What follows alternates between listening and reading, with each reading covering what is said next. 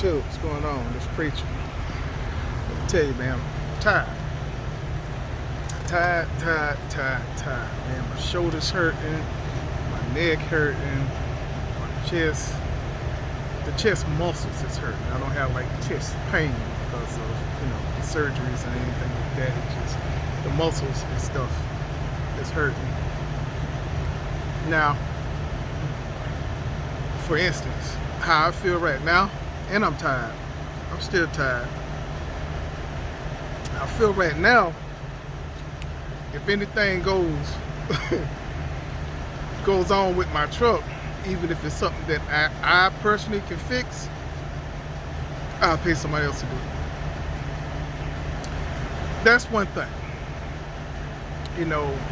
My body is all beat up for my surgeries and everything like that. But things that I can do myself, I try to do to save money. My mechanic charged $100 an hour to do things, right? And little stuff, he'll wait till the bill get about $1,000. And then the next time I come in to get something done, he'll bill me out for all the little things that he did previous up to that. Like I can go to him to fix some stuff, change out some air fittings. It may just take, 15, 20 minutes. He's not going to bill me right away for it. I work up a bill because I have an account. So basically I just work up a bill for him. And when it gets to a certain amount, he'll go ahead and invoice me for it. And then I go ahead and pay it. But because he being so backed up, he'll fit me in and things like that. But I kind of would rather use him for like the big stuff and stuff that I could do. I have two other people that I can call. One is a mobile guy. I can call him to do things, but then, he's going to charge $125 an hour to come out and do some things. Then I have another guy. I have to actually bring it to, I can bring it to his house, and he can do it. And he charged about $75, $80 an hour to do certain things. But certain stuff, I'd rather do myself, but because of my physical problems that I have, sometimes I get to the point where that I physically can't do it. Yeah, even though it's something that I can do myself, but my body is hurting, and I physically can't do it. If it's something that I can, put off for a while, I'll do that. I'll put off for a while until I physically can do it again. Because now, like I say, as soon as I replace those, I'm here picking up my load. I'm at a McDonald's warehouse, and I'm just doing a transfer. I'm taking this stuff from one McDonald's warehouse in Orlando to another McDonald's warehouse in Pompano Beach. And as I'm sitting here, I'm looking at my air gauge, right? And I've been sitting here for about 10 minutes, but in 10 minutes I done lost 10 pounds of air. So that means I have another leak somewhere. Somewhere I'm leaking here. Somewhere. So if not for the other ones I didn't switch, that's the first thing I check. I check all the air fittings that I have done, and just to make sure it's none of those. It's none of those. I didn't spray those with the soaps and stuff like that. And because it's other trucks and reefer units all the way around, I really can't hear where it's really coming from. So it's faint. So it's something where I have to get the soap water and just start spraying some air leaks.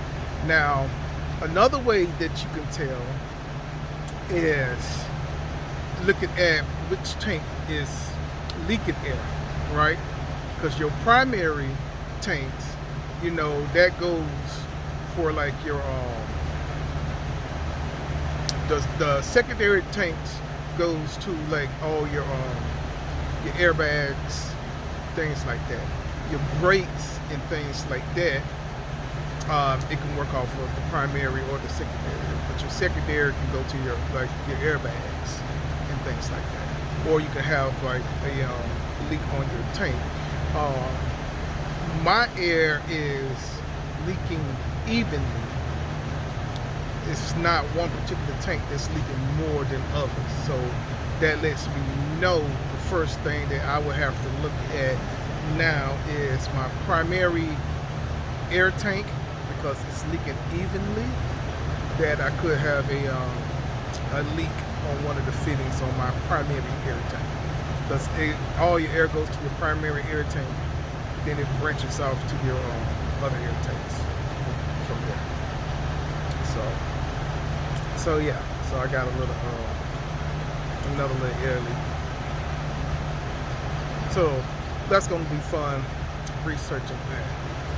So I know I ain't gonna do it today. I don't know when I may do it.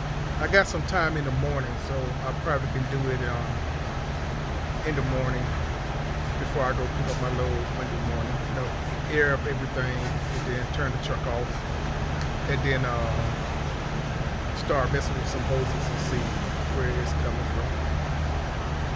I hope I feel better by then.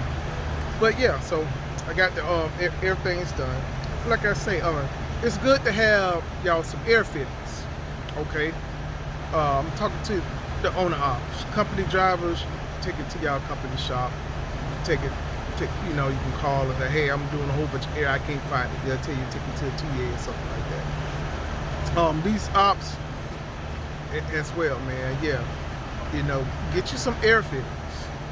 Get you just some common air fittings for your truck, so that way that you have it. So if you're on the road, it's easy, man. Quick releases. Even if it wasn't a quick release, you still could get your tools out and change the air fitting. It's not hard. It's really not hard at all. Save you some money. I'm saying save you some money. It's easy to do. I try to save money wherever I can save money, because I hate to go pay somebody $100 for a $6, $7, $8 part.